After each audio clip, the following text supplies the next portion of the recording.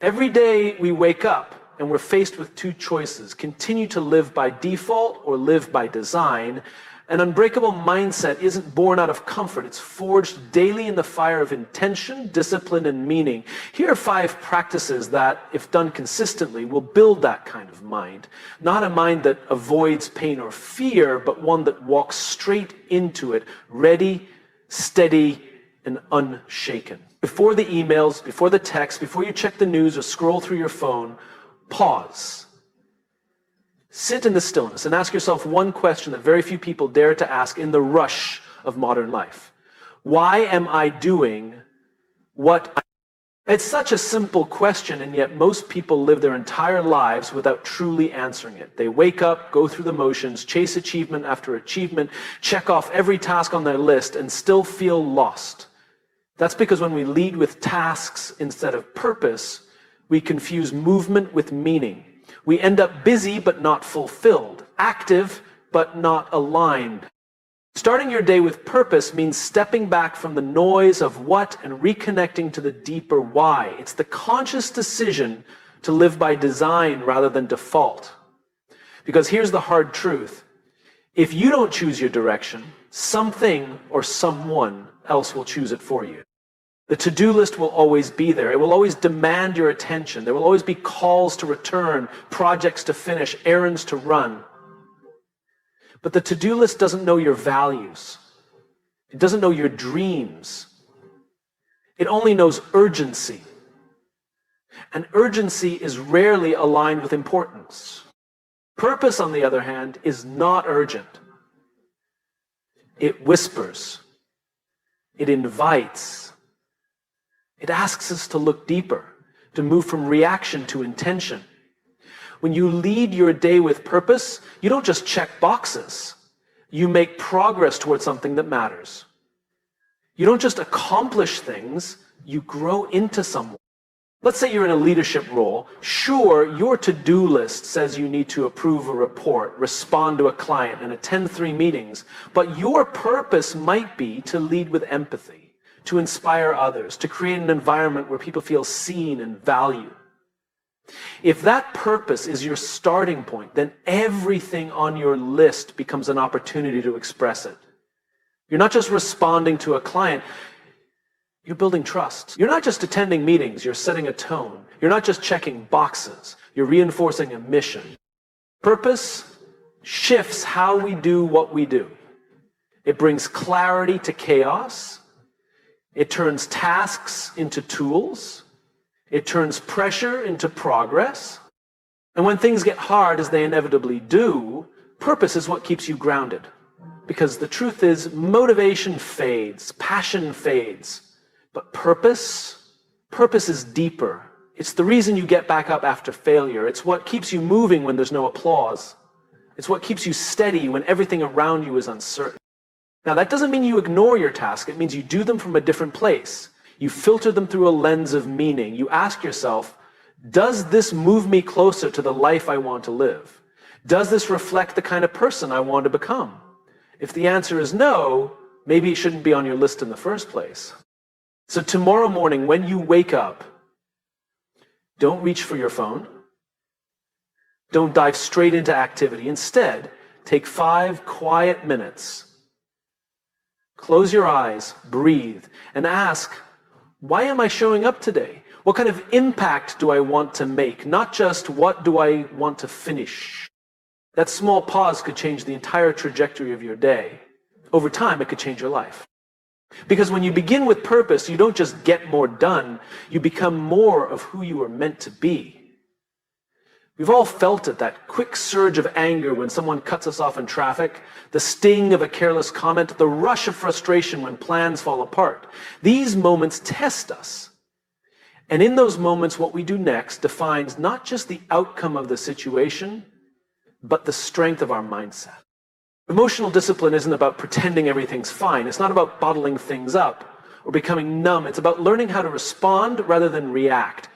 It's about developing the ability to pause in the space between stimulus and response and making a conscious choice rather than a conditioned one. Most people go through life on autopilot. Something upsets them and they lash out. Something scares them and they shut down. They become passengers in their own emotional lives, allowing external circumstances to dictate their internal state. But there is a better way. Emotional discipline starts with awareness. You can't manage what you don't notice. That means tuning in to your emotional signals without judgment. Anger, fear, frustration, sadness, these aren't the enemy. They're messengers. They're trying to tell you something. But when you let those emotions take the wheel, they often drive you off course. Take anger, for example. It's often a mask for hurt. When someone disrespects you, your immediate emotional response might be to defend or attack. But if you pause, if you take just a moment to breathe and ask yourself, what am I really feeling here? You might uncover something deeper. Maybe it's disappointment. Maybe it's a sense of not being valued. That moment of reflection is where discipline lives. And here's the thing. The stronger your vision, the more critical emotional discipline becomes. If you want to lead, to build, to create something meaningful, you will be tested. People will misunderstand you. Life will surprise you. Not everyone will support you. And in those moments, your ability to remain calm, composed, and clear-headed will determine whether you move forward or spiral. It's not about being passive. It's about being powerful in your calm. Emotionally disciplined people know when to speak and when to stay silent. They know when to hold their ground and when to walk away. They don't let temporary emotions ruin permanent relationships. They don't burn bridges just to feel powerful for a moment. Practicing emotional discipline doesn't require hours of meditation or years of therapy, though those can help. It begins in small choices. When someone annoys you, you choose to respond with curiosity instead of sarcasm. When you're disappointed, you give yourself permission to feel it without letting it poison your perspective. When you're stressed, you slow down instead of speeding up. Discipline means you no longer hand your peace of mind to the first person who pushes your buttons. You take ownership of your state. You lead yourself first. And only then are you qualified to lead others.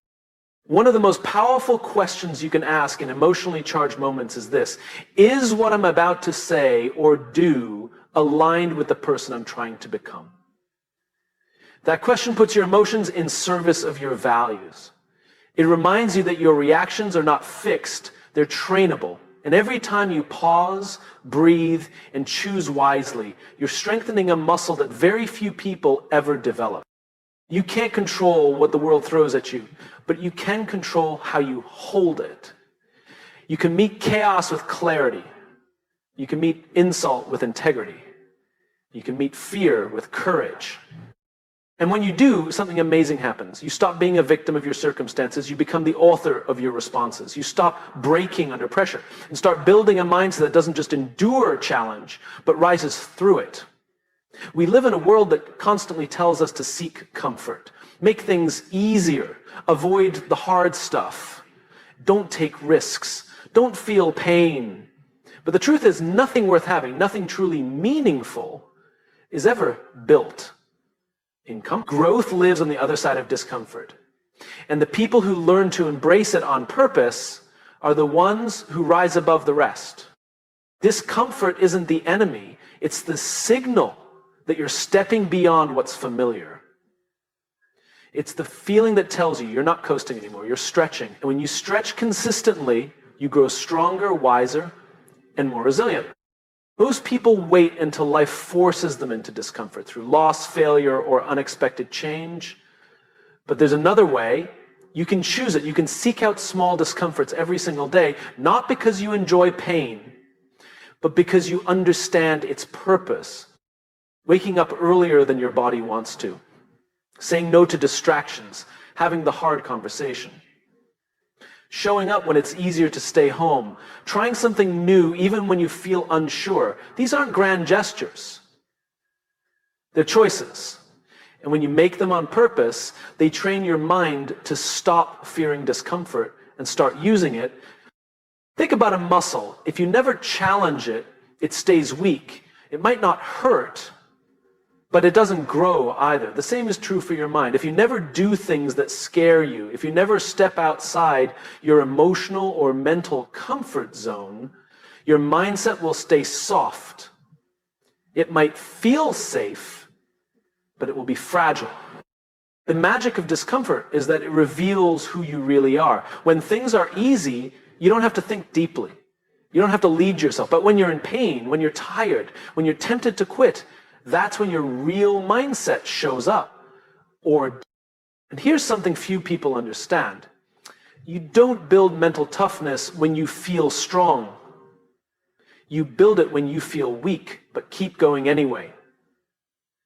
That's where confidence is born, not from success, but from struggle. From proving to yourself day after day that you can handle more than you thought. There's a simple practice that can shift everything. Do one thing every day that makes you uncomfortable. It doesn't have to be dramatic. Take a cold shower. Speak up when you usually stay silent. Say no when you usually say yes.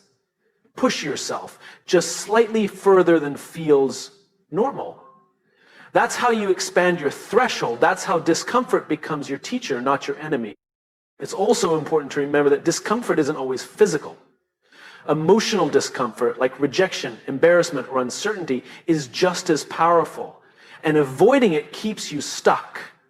But when you step into it, when you allow yourself to be vulnerable, when you act with courage even while afraid, that's when you become unbreakable. There is a quiet kind of power in choosing discomfort.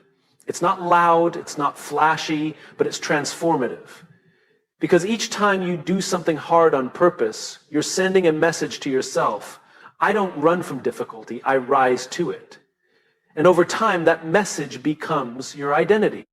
Comfort is easy, but it robs you of growth. Discomfort is difficult, but it rewards you with strength. So don't just tolerate discomfort, train in it, invite it, step into it like a warrior, knowing that it's not there to stop you, it's there to shape you. Because if you can learn to embrace discomfort on purpose, nothing can truly break you. And everything you want, everything you're capable of becoming is waiting on the other side. If you spoke to your friends the way you speak to yourself, would they still want to be around you? Most people carry an inner voice that isn't a coach. It's a critic. It second guesses, tears down, and magnifies every flaw. It says things like, you're not good enough. You always mess this up. Who do you think you are? And the most dangerous part, we start to believe it. We don't question it. We accept it as truth. But here's the reality. That voice was trained. It wasn't born with you. It was shaped by years of judgment, comparison, rejection, and fear. The good news? It can be retrained. And it must be because your relationship with yourself sets the tone for every other relationship in your life. Speaking to yourself with kindness isn't weakness, it's wisdom. It doesn't mean you let yourself off the hook. It means you hold yourself to high standards without tearing yourself down in the process. Think about someone you deeply care about. When they fail, do you mock them? When they feel afraid, do you call them pathetic? Of course not. You encourage them, you support them, you remind them of their worth, even when they've forgotten it themselves. You deserve that same level of care. The words you say to yourself are not harmless. They shape your confidence, your belief, your resilience. They form the lens through which you see the world, and if your inner dialogue is toxic, then even success will feel empty. Because you'll always feel like you're not enough. Self-talk isn't just psychological, it's practical. When you face a challenge, your internal voice is either building you up or tearing you down. It's either saying, you've got this, or why even try? And over time, those voices add up. They form habits of thought. And those habits determine whether you show up with courage or shrink in fear. So how do you change it? First, you become aware. Pay attention to your internal dialogue. Not just when things go well, but especially when they go wrong. Notice the patterns. Catch the harsh words, write them down if you need to. Awareness is the first step to breaking the cycle. Next, interrupt it. When you catch yourself saying something cruel or self-defeating, ask, Would I say this to a friend? If the answer is no, it has no place in your self-talk. Replace it, not with fake positivity, but with grounded truth. Instead of, I always fail, say, I'm learning. This is part of the process. Instead of, I'm not enough, say, I'm still growing, but I have value now. This isn't about pretending everything's okay. It's about choosing words that support your growth instead of sabotaging it. Because real strength doesn't come from beating yourself up. It comes from being honest and hopeful at the same time. And the more you speak to yourself with care, the more resilient you become. Not because you avoid failure, but because you stop making failure personal. You begin to see setbacks as events, not as definitions of your worth. You learn to forgive yourself faster, to bounce back quicker, to move forward with more clarity. We often look for encouragement from others, but the truth is, the most important voice you'll ever hear is your own. You are with yourself every moment of every day. That voice matters. That voice leads. And it can either destroy your potential or unlock it. So choose to speak to yourself like someone you love, with kindness, with strength, with belief. Because when your inner voice becomes a source of encouragement instead of judgment, your entire mindset transforms, and so does your life. At the end of the day, most people lie in bed replaying everything they didn't do, the call they forgot to return, the task left unfinished, the moment they snapped at someone, the opportunity they didn't take. Guilt creeps in quietly, whispering, you should have done more. And we carry that weight into the next day, hoping to somehow make up for it, but never quite feeling caught up. This is how so many people live. Exhausted. Chasing a finish line that keeps moving. Holding on to guilt like it's some kind of fuel. But guilt is a terrible motivator. It drains your energy. It narrows your focus. It keeps you stuck in the past, obsessed with what went wrong instead of grounded in what went right. Gratitude, on the other hand, changes everything. But gratitude doesn't ignore the things that didn't get done.